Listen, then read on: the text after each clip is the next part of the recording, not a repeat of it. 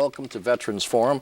Tonight again we have another exciting show, and that's just a very, very poor commentary on something that's truly exciting, because we have the unique distinction and pleasure of having Christine Finn, not an ordinary woman, as you'll later on find out. Department of Illinois, fine, we get a lot of people from the Department, but Purple Heart, this is the woman who keeps it all together for the Purple Heart, remembering the troops, the veterans, etc. Chris, what do you got to say? Oh, I'm so excited to be here. I want to thank you for this opportunity first and foremost. The pleasure's ours. The pleasure's ours. And thank you, sir, for your service. God bless you for what you've done for our nation. The Military Order of the Purple Heart, State of Illinois, is out there to educate and teach the general population about what it is, the cost of freedom, to know more about our combat wounded veterans that have spilled blood on foreign soil, and to support them and to be here for them while they're in their recovery. Also, too, to recognize and remember our fallen, the Gold Star families. Gold Star families being those survivors, the loved ones, and the family members of those that have been killed in action on foreign soil. Gold Star, is there a Gold Star and a Blue Star, or is that? There is, and I forgot my Blue Star pin because I am a Blue Star mom, and that started during the World Wars. The blue was significant that your loved one, your son at that time, but now in today's day and age, our ladies are also too serving in harm's way. So that says that somebody's serving. Means they're in the theater, they're in harm's way, and they're serving our nation on foreign soil. So unfortunately, what sometimes happens is they don't come home to us. They succumb from their injuries, they're killed in action, and then what happens is the Gold Star is laid over the Blue Star. And then those families have that distinction of being, significant here in our nation because their departed has given the full measure to their nation to defend freedom and liberty throughout the world. Can you tell me how the Purple Heart got started? A little background history? Sure. The Purple Heart began back in George Washington's time, Newburgh-on-the-Hudson in the state of New York at his headquarters. They believe that it was Martha that actually created the very first merit badge, because the military badge of merit, Martha, yes, Washington, was created by her by request of her husband, the then, commander, the general, and he wanted to recognize those that had bore the burden and had become combat wounded soldiers. And so there is a badge that was stitched with a thread and needle on cloth by Martha, and I believe there are only 3 now in existence in museums, yes. And one is actually at the Hall of Honor in New York. It's a new facility, and that was created, designed, and built by the national organization, the Military Order of the Purple Heart. And the purpose of that facility is to educate the public about our past wars and what our soldiers and Marines and Navy personnel, our Air Force personnel, and our Coast Guard as well, have done in service to our nation. They also have a very significant program there at the National Hall of Honor, because what they do is they take that history from individuals who are combat wounded.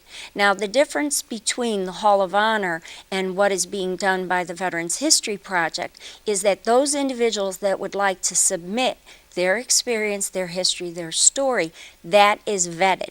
So in other words, they have to prove with their DD-214 that they actually were in service to our nation. The Veterans History Project has volunteers across America, sometimes high school, college students, individuals from the communities, churches, libraries, whatever. And they don't always have concrete information that the individual that has submitted their story is in fact, truly, a veteran that has worn the uniform, taken the oath, and been through the experience that they're projecting and archiving in the Library of Congress. Whoa, so that is a very controversial issue. And I think that's what's so unique about the Military Order of the Purple Heart, in so much as they have created this beautiful institution, this facility, where they are documenting through video, tape recording, written text, photojournaling, and they're compiling all of this data, and they're preserving it for eternity so that future generations can know of what has come in generations before the future, Kinda young like a people. living history. It is, Kinda. and it's a beautiful facility, and they've done a fantastic job. And where's this place at again? It's in New York State. It's in a historical property, and it can be found on the internet through the Purple Heart .org website. So that information is out there. And we do want to encourage anyone that has received the Combat Medal, the citation, the Purple Heart distinction, to please contact the Hall of Honor and share their personal story so that others can learn from their So experience. this is just the Purple Heart, Correct. not any of the other. Correct. And the other interesting fact that we've discovered through all of this is that the only information that our government actually has compiled and kept in a database collectively is the information about all of the Congressional Medal of Honor recipients. The Purple Heart recipients are all kept by the 5 different branches of the military. So the DOD does not have a complete database of all of those that have received the Purple Heart citation. So that's what the mission is for the Hall of Honor, is to have that collection and that compiled information from all of the Purple Heart recipients. So we would very much like to encourage individuals that have received that recognition and that citation, to share that information with the Hall of Honor. I know they've been running some commercials on TV, infomercials as well, with the website. So the information is out there. A question, if I may. Who awarded the Purple Heart? Was it the Commander-in-Chief himself, or did he designate it down, or No, it comes from the Commander-in-Chief. did he? I mean, did he actually award every Yes. one of them? Well, probably not to each and every individual. That's Right. But he created that distinct recognition, and it's been passed along through history. so he's the guy who the whole thing came from him. From George Washington. Wow, now that's a That's lot right. of lineage right It sure there. is. It sure is. Another question, if I may. Is there any other awards that he put together like the Purple Heart? He just did that one, or I'm not an expert on George Washington, so I couldn't answer as much. But I know that we have posthumously thousands and millions of veterans that have given their lives in service to our nation, and they receive that citation. It's automatic when you. Yes, because if they have been killed in action, in theater, in war, due to injuries that they have sustained, from a combat situation, then they are given the Purple Heart citation. And it is now protected by federal regulation, that you are not to wear this medal unless you have truly earned this medal. Oh, it And should be, so, yes. as it should be, correct, As it sir. should be. But there are individuals out in the communities throughout the country that would want to portray themselves as something other than whom they are. And so there are wannabes and there are frauds, and unfortunately, that is not just within this community, that's within all professions and all walks of life. So there needs to, unfortunately, be legislation, to protect that honor. Wow. Well, the very first one was awarded by a 5-star general. Right. And it wasn't until, maybe I'm wrong on this one, but World War II, when the next 5-star came along. So all the way up until the second, you could say it was a direct line from the first 5-star and Commander-in-Chief, if that would be. Right. So how did you get involved in this? Well, my beloved husband, who on June the 16th I'll be married to for 30 years, is a Vietnam veteran. And he was wounded in combat in Vietnam. And he was hit by an RPG, which is a rocket-propelled grenade, and sustained a traumatic limb loss. So his foot was blown off by the RPG. And he came home through medical evac, emergency triage. He was airlifted out. He was actually the last litter on the airship, and he's told me, because I didn't know him at the time, that when he was laying on that litter, all he kept saying in his mind and praying was that he would get out of there. Please just get me on this bird and get me out of here, because Where did he leave from? He served in Kuchi, and You and I know what that is, but to a lot of other people, right, could you give some more information? in Vietnam, and he was also in the Hobo Woods. He served with the 25th Infantry Division, the 4th of the 23rd, the Tomahawks, and he was evac to the 12th Evac Hospital. From there, he was airlifted and flown to Japan, and he was there for his emergency surgeries. And then when he was stable enough, they brought him home to Valley Forge, and which no longer exists. Oh, really? The VA facility there. And then he came home on his crutches. He was on crutches for a year, because things were so much different back then than they are now. Personally, I can say, because Dan and I have been on June 20th, within 5 years, 19 times from Chicago to D.C. To go specifically to Walter Reed and/or Bethesda Hospital to visit with our healing heroes. I refer to them as healing heroes because that's a more positive connotation than a wounded warrior. To me, Yes. a healing hero means that you're on the path to recovery, because you're already beginning through that process to get better every day. And that's what they need to do, is just take it one step at a time, one day at a time, and be as strong as they can be. But of course, giving themselves, the time that's needed to nurture themselves and go through a bad day or a rough day, or I'm extremely tired and I'm not up to it kind of a day, but also with the goal in mind that the worst is behind them. Because there's a whole book, it's about this thick, that was written, and that's the title of it, and it's called The Worst is Behind You. Wow. And when you come upon someone in a trauma situation, and it's the first thing that you tell them, what you do is you empower them by saying, okay, you've been through that, and we're going to go forward from here on, because the worst is behind you, so it's going to get better from here on out. Yeah, I can see your point. That's So a very there's distinct point. huge Yeah. power in the words that we use. We know how hard and hurtful and harmful words can be. Yes. Words can cause as much injury as a physical attack or a wound or an illness. Words can do the Yes, they same can be thing. very And so devastating. that's why it's very important when we go to the hospital that when we meet with that individual, You have a- we inspire them, we lift them up, and we share with them that there is this huge support network, not just through organizations such as the Military Order of the Purple Hearts, but also the Disabled American Veterans and Yes. the Vietnam Veteran Organization, and all of these wonderful grassroots organizations that are doing things, nonprofits, all across America and throughout the world. Out of the DOD alone, they have a network of more than 300 grassroots organizations, and it's called the America Supports You Network, .mil. And in that, it's like a clearinghouse. It's like a one-stop shop, and it's got information.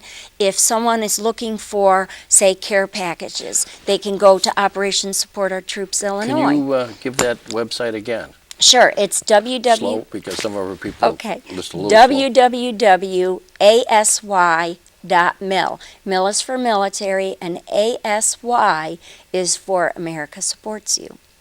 So it's a wonderful concept, because there are folks in rural America and small town US of A, that are in need. They're in need of services. They're in need of support. They're in need of inspiration.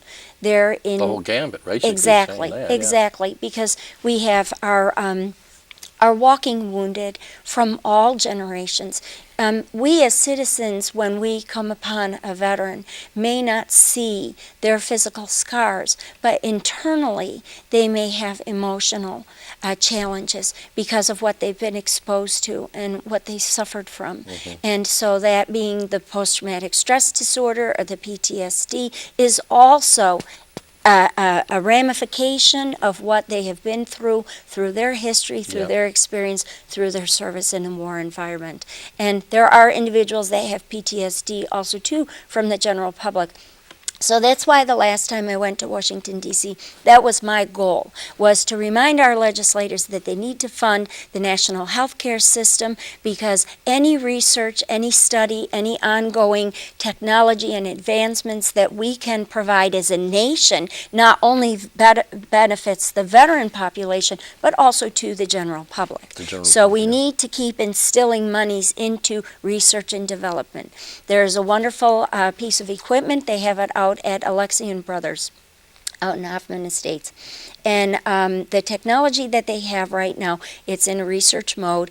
They're hoping that within 5 years now, they will be actually able to pinpoint the area of the brain that has been affected by TBI, which is traumatic brain injury, as well as PTSD, because there is a misnomer, there is a misconception, it is misunderstood in the medical profession, especially our Western medical profession, our Western allopathic medicine. They want to dissect and see everything in a petri dish under a microscope. Now, the fact of the matter is that PTSD does leave an imprint and actually does show up in the brain chemistry and the physiology, and they can map that. Now, through mapping that and finding out that location of the brain that's been affected by the trauma, albeit whether it was physical or psychological or emotional, then they can figure out how to better treat it. Wow, what an advancement. So it's come a long way. How long it's has come it been a very in process? long way.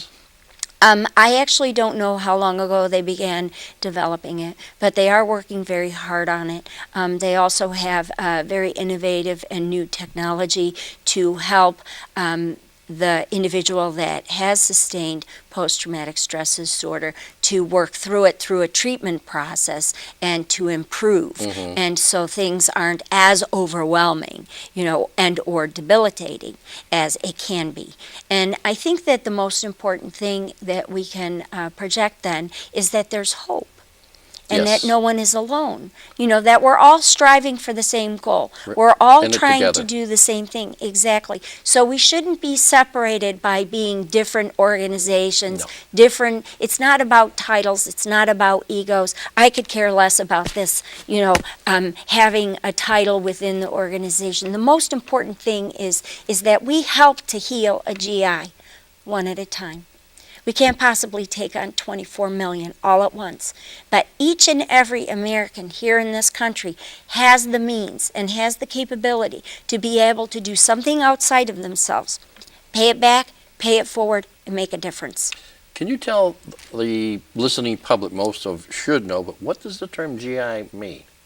Government issue. And the reason why I use that term is because we do have 5 branches of the military, and they all have different MOSs, and they have different titles within their own branches of the military. And so a soldier does not want to be called a Marine, and a Marine doesn't want to be called a soldier. And so in order to be more all-encompassing, the reason why I refer to them as GIs is because government issue, they've signed the dotted line, and they've taken that oath, as has our son and my husband.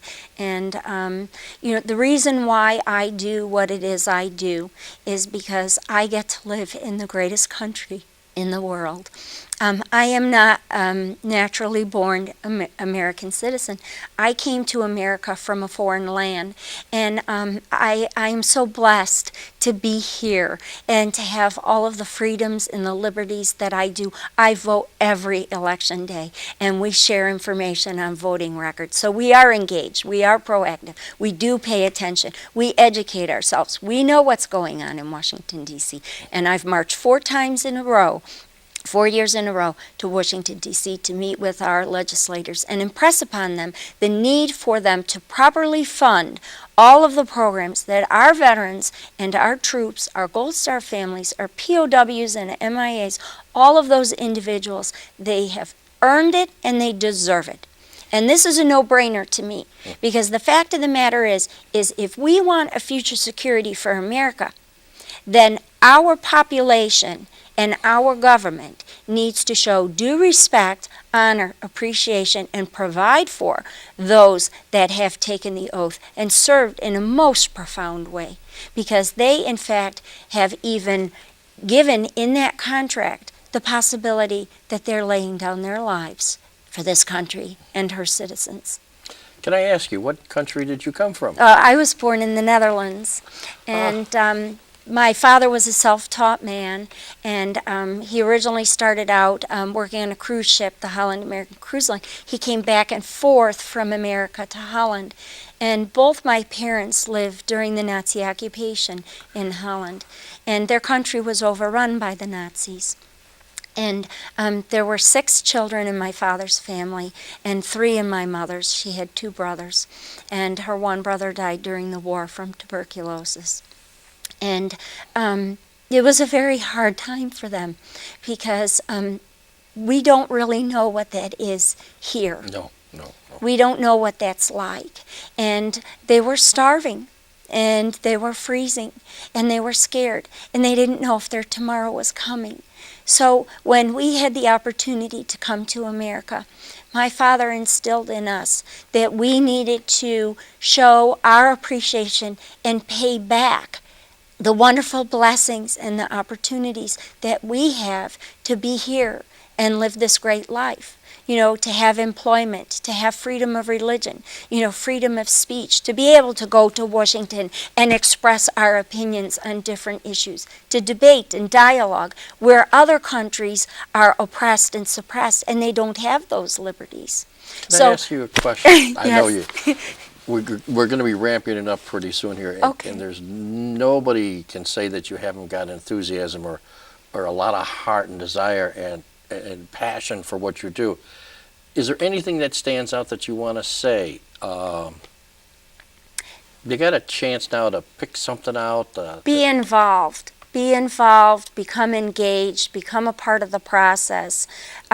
Don't just sit in your little cocoon and take. You know, we get nowhere when we empty that vessel. But when we give of ourselves and we share amongst our community, and we do for one another, especially those that may be challenged and may have difficulties. You know, what we get back is tenfold, and it's priceless. You can't put a monetary value So on. in other words, open your heart. Exactly. And- Exactly. And I know the State of Illinois Military Order of the Purple Heart is doing something extremely profound. We've purchased a movable memorial wall, which we'll be unveiling on Flag Day. And our honorary guests, our dignitaries, are the Gold Star families.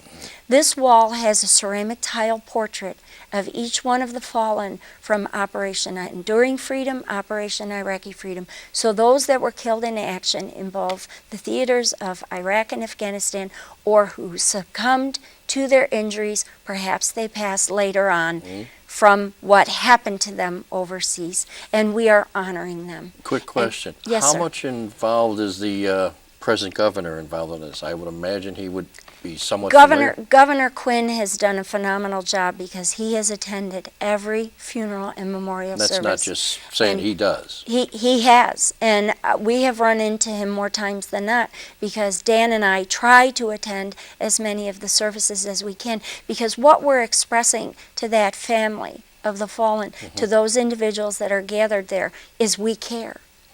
We remember, and we are here for you. So we want them to know that their beloved, their life was not for naught.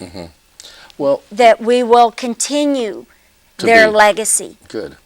I don't know if you really understand this, but Governor Quinn has also supported mandatory full funding for the VA when we put it on the ballot here in Illinois, which no other state has ever done. Right.